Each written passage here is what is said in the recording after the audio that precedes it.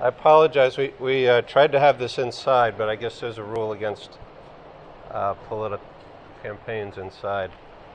A little bit upset no one's standing under the Bob for Governor tent. So I want to cover a couple things today. Number one, just a real brief update on the campaign.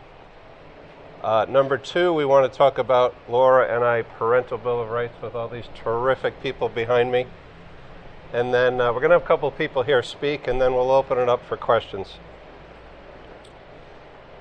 So I hope everybody had a good summer, because the next 2 months are going to be rocking and rolling. We simply, in our humble opinion, cannot afford another 4 years of Ned Lamont. He seems like a nice enough guy, but he's in way over his head. You simply can't go from running a 100-person cable company to a $24 billion organization with 50,000 employees. It's a totally different skill set. And the last 4 years prove it. On the other hand, Laura and I have come from the corporate sector. I've run billion-dollar budgets. I know how to lead with integrity. I know how to cut costs, something we are desperately in need of in Connecticut. I know how to hold people accountable, another thing that we're desperately in need of in Connecticut. And Laura and I have a plan to make Connecticut more affordable and safer. Somewhere between unfortunate and sad that Governor Lamont is running ads right now saying that he cut taxes. We all know he didn't, and it's not fair to the listeners on TV and radio to be hearing this every day. He promised to lower the property tax by $700. It's gone up by $500. Where are people supposed to find that extra $1,200? He added a food tax. He raised the tax on diesel gas. He's taxing your online purchases. The list goes on and on. He even admitted last week in the newspaper that he's raised taxes. Why is he arguing the alternative? Every single time you see a campaign ad this summer saying that Ned cut taxes, and I know it's harsh to say, but you have to realize and admit that the governor of the state of Connecticut is lying to you. It's not right. And he thinks people out there are not smart enough to see through these lies. And he wants you to believe what he says, not what you feel every day. I think the Connecticut people are smart enough to see through these lies and realize what's actually happened. Governor Lamont's police accountability bill decimated police forces across the state. Article about Waterbury this morning. State troopers supposed to have 1,300 officers. They're down to about 850. It is a public crisis that Laura and I are going to address. And the topic we want to talk about today, Governor Lamont has inserted government between parents and their kids. And under our administration, that's going to stop. Over the next couple weeks, Laura and I will roll out policies about how to make Connecticut more affordable. We've already spoken about a couple of them. The corruption tax. At least $150 million in the state pier that's coming out of our pocket.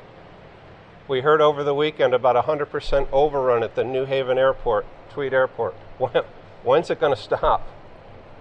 We could be using that money to invest in education. Why are we starting the school year in Hartford with 90 temporary teachers? Why didn't we fill that over the summer? Particularly when we're sitting on $5 billion in this building. We've got the nuisance tax Laura and I spoke about last week. 200 taxes that make up 0.25% of the state budget. Many of them require more effort to collect than what they produce. Day one, I'm going to instruct my Department of Revenue Services head to stop collecting them. It makes no common sense to collect these. Let the people on the other side of the aisle sue me for not collecting things like the hypnotist registration fee. We got bigger issues in Connecticut that we need to focus on now. crime out of control, we spoke about it. Laura and I are going to do everything we possibly can to support the men and women who are putting their lives on the line for us every single day to keep us safe. They owe our respect. They owe our support. They haven't gotten it from this governor. And finally, letting parents raise their kids how they see fit. Working with teachers to provide the skills necessary to give our kids the opportunity to prosper. I'm a product of the public schools. I grew up in New Haven. I graduated from North Haven High School, and I hate to say it, 1980. The schools provided me with the opportunities to be successful. I get a lot of grief. You put a lot of money in your campaign. Well, you know what? I'm proud of that. Hard work, education, parents that cared. We should be providing that opportunity for more kids. Every kid should have that opportunity. That's why Laura and I are doing this. All kids should have that opportunity. So with that, we will roll to our Parental Bill of Rights. And there's really 3 areas of focus here. 1 is returning power back to parents. Number 2 is investing in education. Thank you.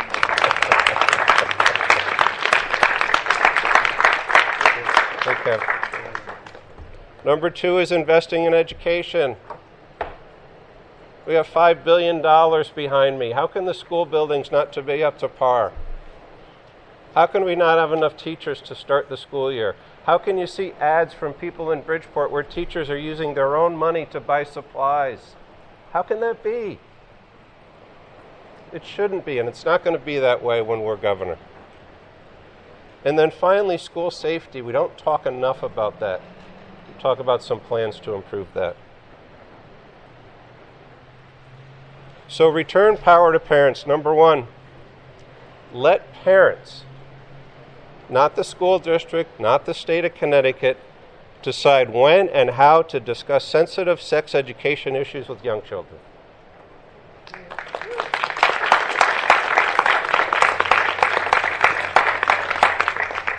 We need to absolutely promote diversity and acceptance in our schools. No question about that.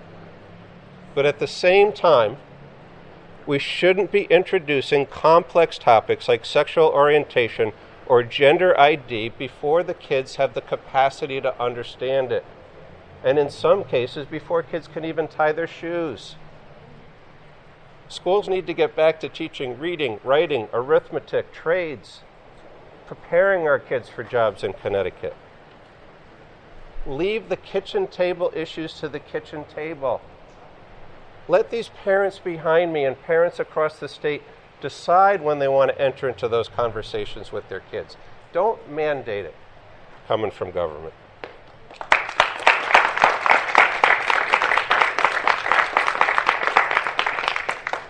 Number 2, eliminate any mandates for kids to wear masks or mandatory COVID vaccines.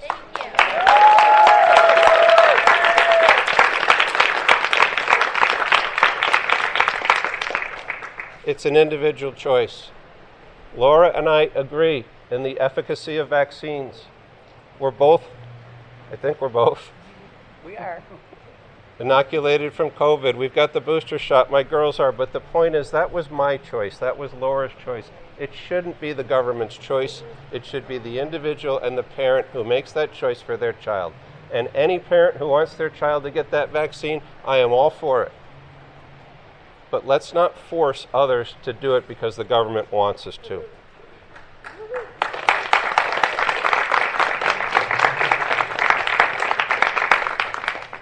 Nor do we believe that hardworking public sector employees should have to choose between getting vaccinated and then their job. It's not right. It's going to stop under our administration.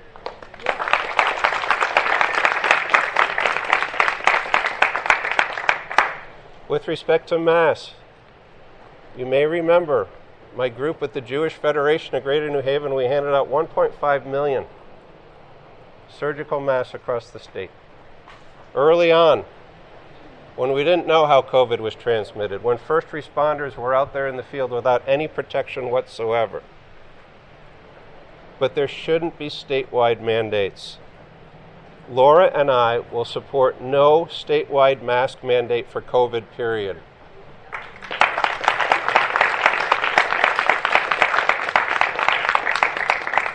What we should have done is protected our most vulnerable, the people in nursing homes. We should not have put infected patients in a nursing home.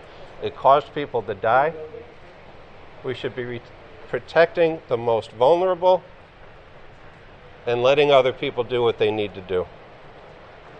And the last one in this section, before I turn it over to Laura, we need to raise the age for required parental consent for social media from 13 to 16, and at the request of parents, an account is deleted, period. I can remember growing up, looking around, seeing kids sitting with books. How many kids do you see sitting with books these days? You see plenty of kids looking into their iPhone, and God knows what they're looking at. If you're under 16 years old, your parents should know. Your parents should have some oversight to that. I think a lot of parents were shocked when we went to remote learning and we could actually watch our kids in school. And you start to see why the assistant principal in Greenwich says what he did. We got to keep an eye on what our kids are being taught. We should know what our kids are being taught. We should work with teachers to make sure that they're being taught proper things. And we should be able to have oversight on our own children.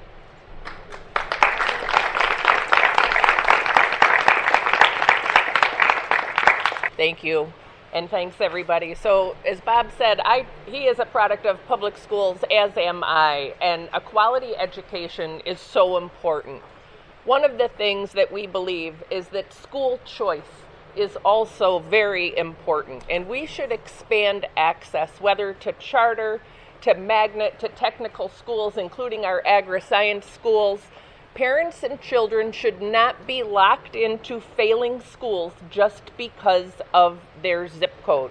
And we support funding for public education, but we believe every child in the state of Connecticut should have the opportunity for a top-rate education.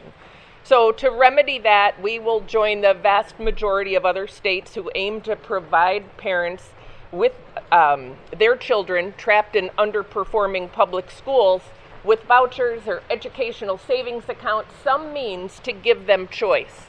I find it, a little ironic that some of the leaders, elected mayors and or elected legislators, and particularly in our urban areas where we have some of the worst performing schools.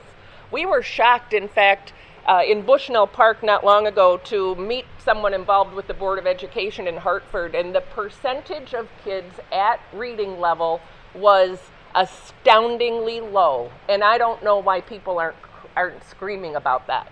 But these elected leaders with means are sending their kids to private schools. Parents should have a choice as to where their children go.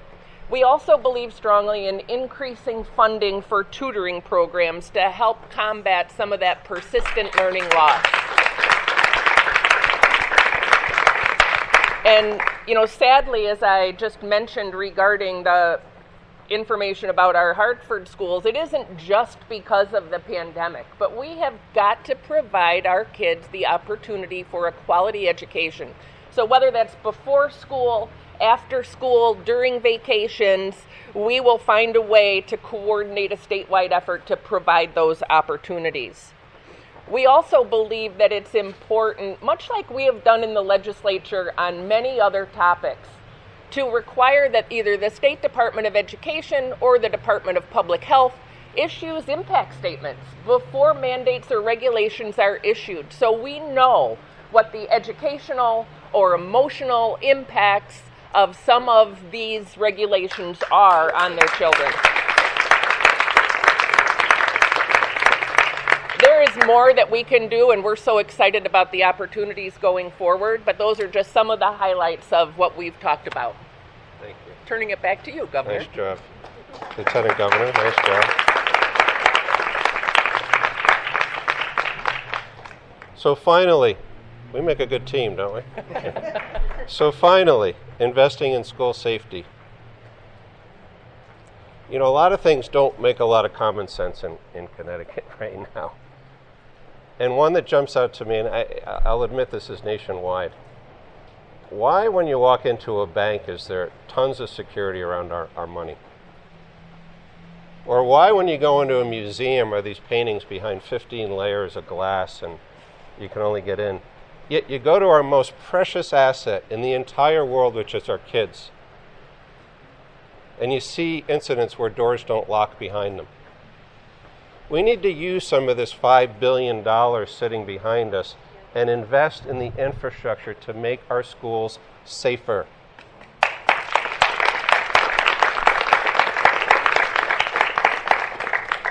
Laura and I are going to do a statewide audit. We're going to look at every school. I don't care if I have to hire an army to do it. We're going to look at every school. We're going to have a checklist, and we're going to see which schools are properly safe and which ones need an upgrade, and they're going to get upgraded immediately.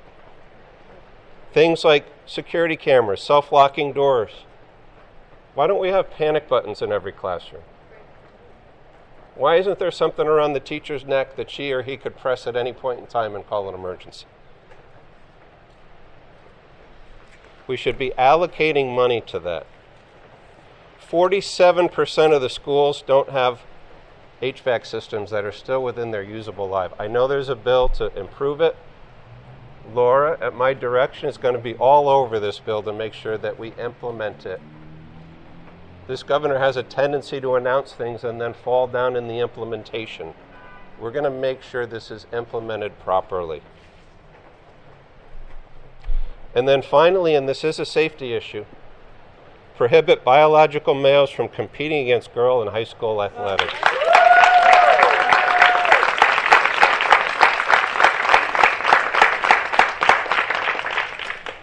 We need to support the rights of any student to live as they wish and promote acceptance, diversity, and tolerance in our schools and states. We absolutely need to have that. But at the same time, allowing transgender biological males to compete against girls in high school is not fair. And it's also a health concern. People like to talk about swimming. What about soccer? What about other contact sports? It's the right thing to do. Laura and I are going to work with the CIAC. We're going to work on that. We're going to work to find alternatives for transgender athletes. This is not about not allowing them to compete. What it's about is equity and fairness and people competing on the same playing field.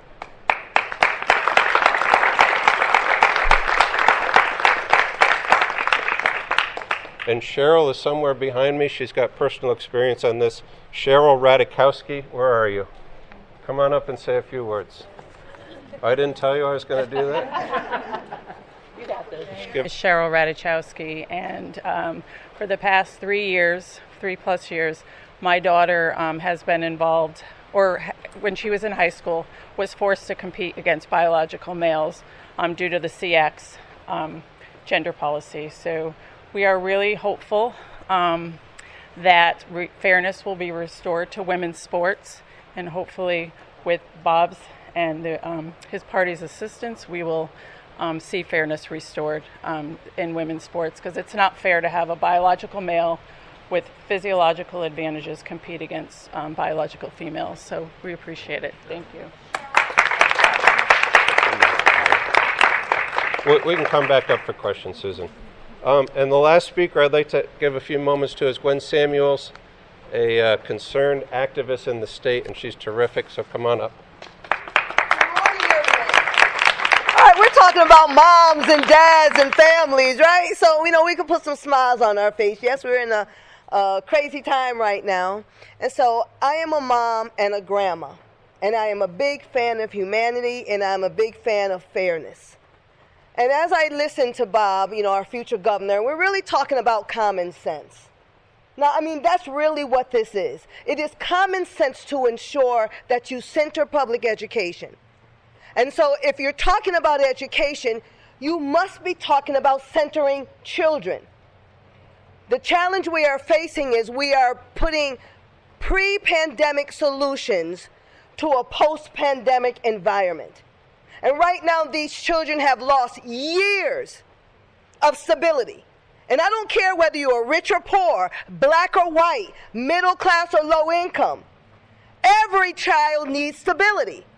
I am a product of both public schools for the majority, and my mother understood the importance of college readiness, so she sacrificed to send me to a private school.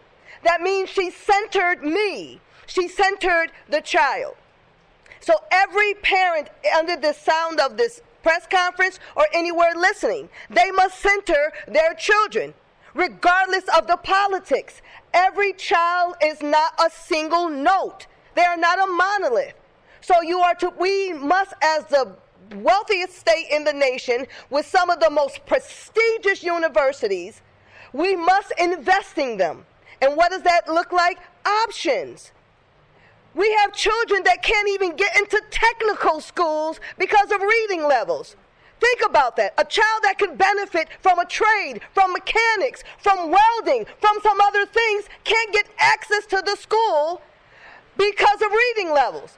But imagine if you put extra tutoring in, put extra supports in, then you can actually transition that child into the school that makes sense for them. And if you're talking about safety, options matter. Because you got children in schools that you are suspending over and over again, versus looking at it might just require another option to get the same outcome. So as we close, we must remember, these students are our future leaders. That's not a soundbite. They are our future workforce. And if we don't educate our own, then we're going to be outsourcing our jobs to everyone, and people in America can't even work in the state that they have pride in the city. And that's not fair. And lastly, about transgenders participating in women's sports, it's not discriminatory. It is ensuring fairness.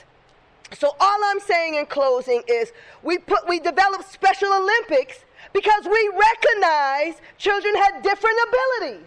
So we wanted to assimilate to ensure fairness. That is the same thing. Girls' sports, we work hard to sport. I used to run track. I probably couldn't run around the corner right now, but I used to run track, and I don't think I would have had a fair advantage if you put me against a biologically different person. Doesn't mean they're not a human being. Just put them in a session and create spaces, safe spaces so people can compete fairly, is all I'm saying. Stop the labels, stop the rhetoric, do right by all children, and we will have a productive society, a productive state that values everyone. Thank you so much. My name is Gwen Samuels, and I approve that message.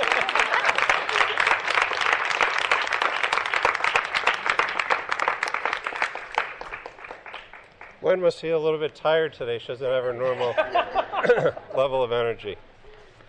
So let me just wrap up. I know you've been standing for a while. I'm sure the Democrats have someone skulking around here to give a rebuttal as soon as we're done. This is not radical stuff we're talking about here. We're talking about keeping our residents safe. We're talking about making Connecticut affordable so that people can get by. We're talking about people on a fixed income being able to live here and not having to move out. And we're talking about investing in the number one resource in the entire state, our children.